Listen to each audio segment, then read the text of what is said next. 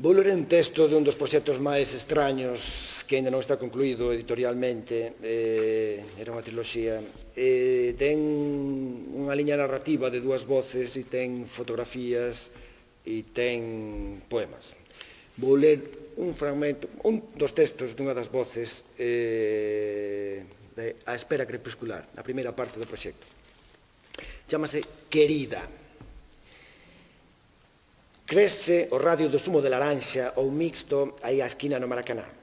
Ás veces dou un salto ao café Versalles, mas a turistas e os empregados demoran. Mellor o café Marqués do Pombal a horas que non sexan horas de empregados ao café. Quero creer que escrevo, depois do zumo e do café con bolos de nata.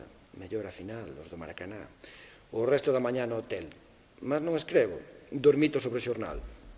Depois a tasca do C non é o que era e o metro, aí en Picoas, entrando polo centro comercial Imavís, coloca á porta cualquier restaurante perdido da cidade anónima. E volto. O carro descansadamente abaixo. Vexo a piscina, vexo o carro. Fumo. Máis da conta. De tarde, con o sol caíndo a fío, dá para amolecer na piscina e ler máis público. Sen público, derrotado a espreguizadeira abaixo. Até resulta exótico ler aquí portugués xornal. Algún vello a suar por trás da vitrina para o xinasio ao lado. Alguma vella a ler un libro, unha revista estranxeira.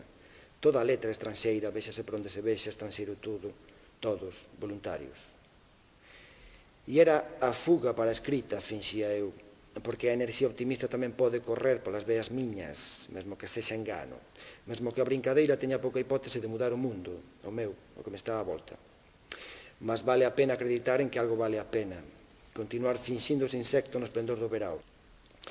Hai a tradición histórica, existencias simples da forma literaria da viaxe, desde que existe escrita e humano deslocándose aí. Mas poucos humanos como os galegos tan legitimados para falar disto e poucos galegos voluntariamente, sen que se oculte a vergoña de emigrar. Antiga idea e antigo material antigo como a forma literaria da viaxe. Real, imaginaria. Viaxen, con deslocación física ou viaxen imóvel, porque xa San Fernando Antonio, Pessoa, intuíamos que a mellor maneira de viaxar é sentir. É o que veño aquí tracerte, querida. E digo querida porque estou ate o carallo do tópico leitor. Sei que sempre é muller a que le máis, ou mellor, en cuanto dormito.